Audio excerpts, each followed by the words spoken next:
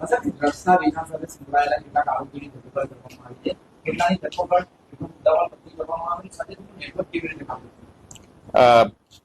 Model code of કન્ડક્ટની કડક implementation ના ભાગરૂપે સાણંદ પોલીસ સ્ટેશનની જે ટીમ છે પેટ્રોલિંગમાં હતી તે વખતે એમને એક ખાનગી રીતે બાતમી મળી હતી કે એક માણસ ધવલ દરજી નામનો માણસ છે એક ડ્રગ્સનું વેચાણ કરે છે ઓર આ આધારે ત્યાં પંચોને લઈ જઈને ત્યાં પંચનામો કર્યો હતો અને ઝડપીના દોરાન એને પાસેથી લગભગ 21 ગ્રામ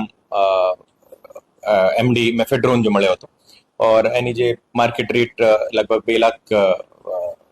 2,20,000 આસપાસ છે અને એને ફર્ધર પૂછપરછ કરતા એક બીજા મુસ્કાન નામની એક છોકરીનું નામ આપ્યું હતું.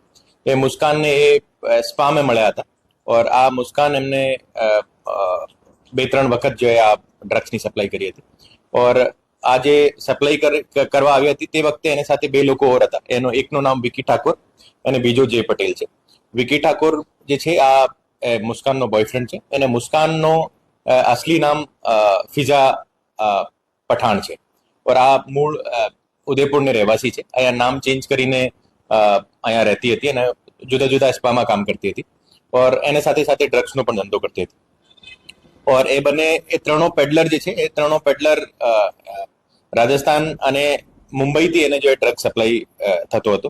હવે આગળની ચેનની તપાસ અત્યારે ચાલુ છે ઓર અત્યાર સુધી ટોટલ 4 આરોપીઓની ધરપકડ કરવામાં આવી છે ઓર સાથે સાથે લગભગ 2,50,000 જેવો ટોટલ મુદ્દામાલ જપ્ત કરવામાં આવેલો છે ઓર આજે મોડલ કોડ ઓફ કન્ડક્ટના ભાગરૂપે આ કાર્યવાહી ચાલુ રહેશે ઓર માન્ય આઈજી સાહેબની જે સૂચના મુજબ આખા અમદાવાદ ગ્રામ્યમાં અત્યારે મારી એસઓજીની પણ ટીમ જુદા જુદા વિસ્તારોમાં એક્ટિવ છે ઓર આ રીતે કોઈ પણ પ્રકારનો ડ્રગ્સનો વેચાણ યા હેરાફેરી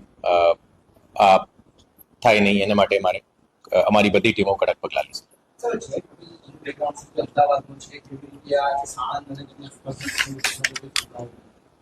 જય પટેલ જે છે બાપુનગરનો રહેવાસી છે. એને જે બીજો આરોપી જે છે વિકી ઠાકોર એકચ્યુઅલી એક મર્ડરનો આરોપી છે અને 5 વર્ષ જેલમાં રહ્યો હતો. એના ઉપર 2 ગુના દાખલ છે, એક પ્રોહિબિશનનો છે અને એક મર્ડરનો ઓફેન્સ છે. એ 5 વર્ષ જેલમાં રહીને બેલ ઉપર છૂટીને આવ્યો હતો. એને મુસ્કાન ઉર્ફે ફિઝા સાથે એમનો સંબંધ હતો ઓર અત્યારે ડ્રગ્સનો જુદા જુદા વિસ્તારોમાં વેચાણ કરતો હતો.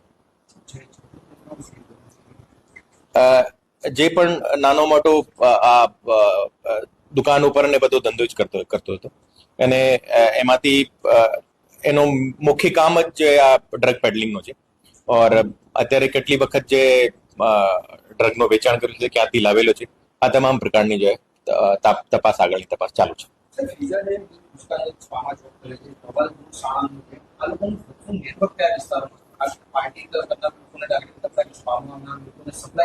અત્યાર સુધી એ જે ધવલ દરજી છે આગળ કોને વેચાણ કરેલું છે એની અત્યારે તપાસ ચાલુ છે ઓર ફિઝા જે છે આ ફિઝા કોને મોકલેલું છે ધવલને અલાવા કોના સંપર્કમાં હતા એની પણ તપાસ ચાલુ છે.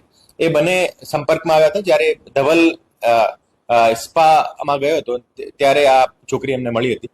અને ધવલ પોતે ડ્રગ એડિક્ટ છે અને ફિઝા પણ પોતે ડ્રગ એડિક્ટ છે. એને 4 લોકો ડ્રગ એડિક્ટ પણ છે.